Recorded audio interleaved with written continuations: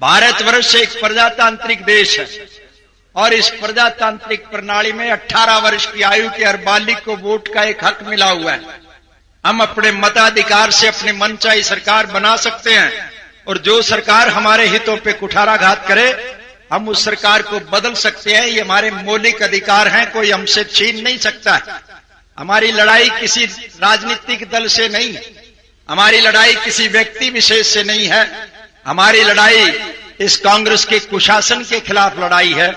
और ये लड़ाई इसलिए है कि आज की कांग्रेस पार्टी की सरकार पूंजीपति व्यवस्था में और तानाशाही प्रवृत्ति में आस्था रखती है। दोस्तों, मेरी उम्र तक के लोगों ने तानाशाही वक्त के वो जमाने देखे हैं जब इस देश में अंग्रेज का राज था। हमने राजाओं के राज देखे हैं, बादशाहों के राज देखे हैं, जहां ना कोई अपील होती थी, ना कोई दलील सुनी जाती थी, ना कोई वकील किए जाते थे। और ठीक वही हालात आज इस देश में पैदा हो रहे हैं। आज इस देश की दौलत सिमट करके मुट्ठी भर लोगों की तिजोरियों में कैद होती जा रही है।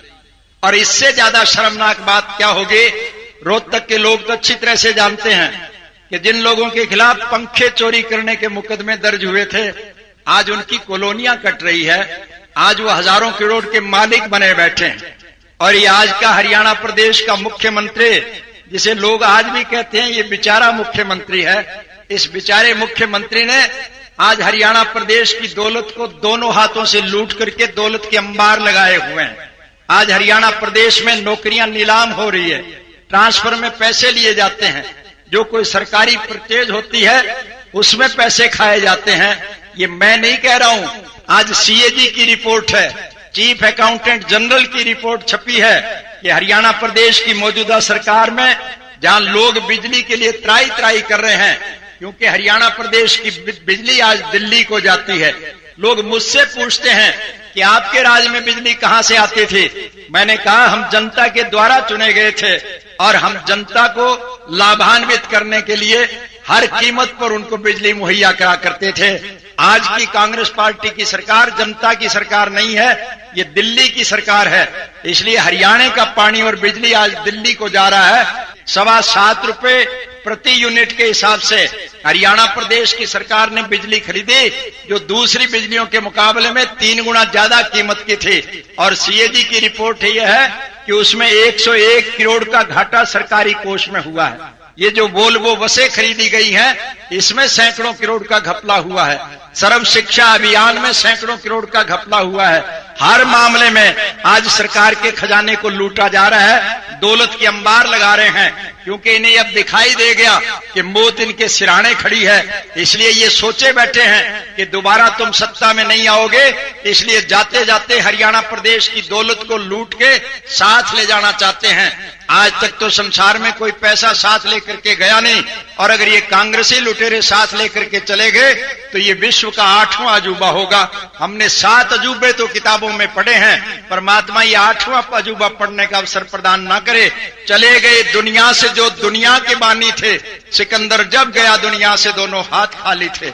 जिस सिकंदर ने सारे संसार की दौलत लूटी थी और उसकी पैसे की इतनी भूख बढ़ गई थी कि उसने मुसलमान की कब्र खोद करके भी पैसा इकट्ठा किया था, क्योंकि मुसलमान को जब दफनाया जाता है तो हैसियत के मुताबिक उसके मुंह में गिन्नी, सिक्का और चांदी दी जाती है। सिकंदर वो पैसे भी साथ लेकर के नहीं गया, और इन बेचारों को ले जाने भी कौन देगा।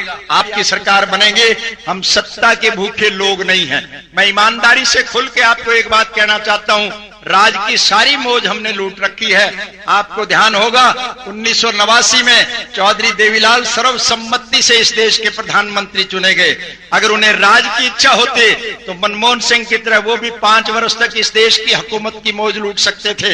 लेकिन संघर्षशील और जुझारू व्यक्तित्व के मालिक ने अपनी बात को निभाने के लिए रघुकुल रीत सदा चली आई, प्राण जाए पर वचन न जाई, विश्वनाथ प्रताप सिंह को राजगद्दी सौंपकर इस देश के किसान किसान और कमेरे के अधिकारों के लिए संघर्ष में आखिरी सांस तक जूझते रहे थे। सत्ता की लेश मात्र भी इच्छा नहीं, केवल एक इच्छा जरूर है कि आपके सहयोग और समर्थन से तो फिर निश्चित रूप से हरियाणा प्रदेश में भी आपकी सरकार बनेंगे, और जब हरियाणा में आपकी सरकार बनेंगे तो इन लुटेरों को जेल की सलाखों के पीछे बंद किया जाएगा, और जनता के गाढ़े खून पसीने की कमाई, चाहे किसी ने विदेशी बैंकों में जमा करा रखी हो, चाहे अपने घर में लूट के रखी हुई हो, वो सारा पैसा आपके विकास के कामों पर खर्च किया जाएगा, ताकि हरियाणा प्रदेश एक विकसित प्रदेश माना जा सके। इसके लिए आपसे एक निवेदन करने आया हूं कि इस प्रजातांत्रिक प्रणाली की कायमी के लिए और पूंजीपति व्यवस्था को समाप्त करने के लिए आपको धर्म, मजहब, जात पात की दीवारें तोड़ करके झंडे के नीचे जमा होना पड़ेगा। दोस्तों, अधिकार मांगने से नहीं मिला करते, अधिकार छीने जाया करते हैं, और अधिकार हासिल करने के लिए आज के युग में सबसे बड़ी शक्ति है जनशक्ति है। अगर तीर और तलवार में ताकत होती, तोप और बंदूक में ताकत होती, तो इस देश से अंग्रेज कभी सत्ता छोड़ करके ना जाता। उसके पास बहुत साधन थे, लेकिन जनता के दबाव के आगे उसकी एक भी नहीं चल पाई थी। इसलिए इस पूंजीपति व्यवस्था को समाप्त करने के लिए हमें इकट्ठा होना पड़ेगा। कांग्रेस पार्टी ने इस देश की दौलत को लूट करके मुट्ठी भर लोगों की तिजोरियों में कैद कर दिया। पूंजीपति के पैसे से अपनी सरकार बनाते हैं, और जब इनकी सरकार को खतरा हो जाए तो फिर पूंजीपति के पैसे से पार्लियामेंट के चुने हुए मेंबरों का ईमान खरीद करके अपनी कुर्सी को बचाने करते हैं। आपको याद होगा, मनमोहन सिंह ने अपनी सरकार बचाने के लिए जनता के चुने हुए प्रतिनिधियों को, आपने देखा होगा, स्पीकर के आगे मेज के ऊपर करोड़ों पार्लियामेंट के मेंबरों ने करोड़ों रुपए के नोटों के बंडल रख करके ये कहा, हमें पैसों से खरीदा जा रहा है। इस देश की समूचे विश्व के स्तर पर कितनी बड़ी बदनामी हुई होगी, लेकिन आपके इस देश के प्रधानमंत्री ने विश्वास मत जीतने के बाद जब पार्लियामेंट से बाहर निकला तो वी बना करके देश के लोगों को कह रहा था, मैंने जीत हासिल कर ली है, मैं जीत के निकला हूं, जैसे कोई किला फतेह करके आए हों। अगर इनमें जीत करने की ललक होते, अगर इनमें गैरत और खुददारी होते, तो 26 नवंबर 2009 को इस देश 2008 को 10 आतंकवादी पाकिस्तान से आए और बंबई में 250 से अधिक लोगों को मार दिया था। सारे देश में 3 दिन तक इस प्रकार का वातावरण रहा जैसे कोई सरकार है या नहीं है। चाहिए तो इन्हें यह था कि उसी वक्त हवाई हमले करके पाकिस्तान के उन सभी प्रशिक्षण शिविरों को, ट्रेनिंग कैंपों को तबाह और बर्बाद कर देते, ताकि हमेशा के लिए पाकिस्तान का क्लेश कट जाता। स्वाभिमानी है आज इजराइल के लोग, जो अरबों के बीच में यूं बसते हैं जैसे दांतों के बीच में जीभ बसती है। फिलिस्तीन के लोगों ने उनके 2 आदमी मारने का काम, और उन्होंने उसी वक्त हवाई हमला करके उनके कई हजार लोगों को मौत की नींद सुला दिया। सारी दुनिया के सभी सरबराह उनकी मिन्नत करते रहे कि हवाई हमले बंद करो, और इजराइल ने कहा नहीं, हम इनका क्लेश काट के रहेंगे, ये हमें रोज रोज परेशान करते हैं। हिंदुस्तान की सरकार के सामने इससे ज्यादा स्वर्ण अवसर नहीं आ सकता था, वो पाकिस्तान को तबाह और बर्बाद कर सकते थे। आज ये अमेरिका के आगे जाकर के भीख मांगते हैं, लेलड़ी गाते हैं, हमें बचा दो, हमें बचा दो। अरे इन देश के उन बहादुर नौजवानों पर भरोसा करके रखो जिन्होंने हर लड़ाई में पाकिस्तान का कचुम्बर निकालने का काम किया। आज उन जवान फौजियों की अनदेखी की जा रही है। छठे वेतन आयोग के तहत राष्ट्रपति की तनख्वाह बढ़ती है, उपराष्ट्रपति की बढ़ती है, गवर्नर की बढ़ती है, मुख्यमंत्री और मंत्रियों की बढ़ती है, IAS IPS अधिकारियों की बढ़ती है, फौज के जनरल्स की बढ़ती है। लेकिन सीमा पर प्राण हथेली रख करके इस देश की सीमा की रक्षा करने वाले उस फौज के जवान की अनदेखी की जाती है, उस गरीब सिपाही की अनदेखी की जाती है, क्लर्क और मुंशी की अनदेखी की जाती है। ये पूंजीपतियों की सरकार हर सतर के ऊपर गरीब की अनदेखी करती है। इसलिए इस पूंजीपति व्यवस्था को बदलना अति आवश्यक है। जंगे आजादी की लड़ाई में शहीद आजम भगत सिंह को जब अंग्रेज मजिस्ट्रेट के सामने पेश किया गया, मजिस्ट्रेट ने कहा, नौजवान तू बड़ा होनहार दिखाई देता है, तेरे चेहरे से बड़ा नूर टपकता है, तुझसे इस देश के लोगों को बड़ी आशाएं और उम्मीदें हैं, लेकिन तेरा जुर्म इतना संगीन है कि मुझको तुझे सजाए मौत देनी पड़ेगी। इसलिए अगर तू एक लाइन लिख करके दे दे कि मैं अगर एक लाइन लिख करके दे दे कि मैं अंग्रेज की सरकार के खिलाफ बगावत नहीं करूंगा, मैं इस सरकार का तख्ता नहीं पलटूंगा, मैं इस सरकार को बदलूंगा नहीं, तो मैं तुझे बाइज्जत बरी कर सकता हूं।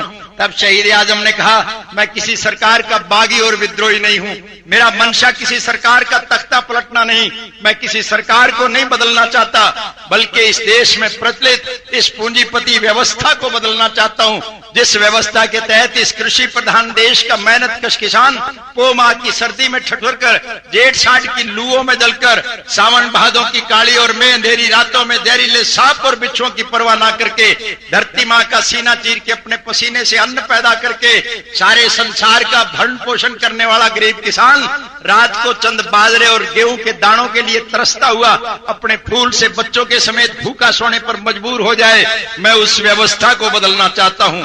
मैं उस व्यवस्था को बदलना चाहता हूं जिस व्यवस्था के तहत इस देश का गरीब मजदूर, जिसने पाताल फोड़ करके धरती में से लोहा और कोयला निकाल करके अपने पसीने के मिश्रण से जिसने सारे देश में आवागमन के साधन सुलभ करने के लिए रेल की पटड़ियां बिछा दी हों, अरावली पहाड़ की चोटियों को तोड़ करके जिसने सड़कों के जाल बिछा दिए हों, 5 स्टार होटल बना दिए हों, बड़े बड़े महल खड़े कर दिए हों, उस गरीब मजदूर को गर्मी और सर्दी में सर छुपाने के लिए एक झोंपड़ी नसीब ना होती हो, मैं उस व्यवस्था को बदलना चाहता हूं। मैं उस व्यवस्था को बदलना चाहता हूं जिस व्यवस्था के तहत इस देश का गरीब शिल्पकार, इस देश का कारीगर, जिसने अपने परिश्रम से रेल की पटड़ियों पर रेलें चला दी हों, सड़कों पर बसें और कारें दौड़ा दी हों, एक दूसरे देश के लोगों का आपस में संपर्क स्थापित करने के लिए जिसने हवाई जहाज उड़ा दिए हों, उस गरीब को स्वयं चढ़ने के लिए एक टूटी साइकिल नसीब ना होती हो, मैं उस व्यवस्था को बदलना चाहता हूं। इसलिए दोस्तों, हमारी में कोई राज करने की नहीं, इस देश में प्रचलित इस पूंजीपति व्यवस्था को और तानाशाही प्रवृत्ति में आस्था रखने वाले इस कांग्रेस का सुपड़ा साफ करना चाहते हैं, ये अधिकार आपके पास है। इसलिए चूक मत जाना, धर्म मजहब जात पात के नाम पर आप हटने के अनेक प्रयास किए जाएंगे, आप प्रयास रखें, इकट्ठे रहें, चट्टान की तरह मजबूती से अपनी बात पर अडिग रहें।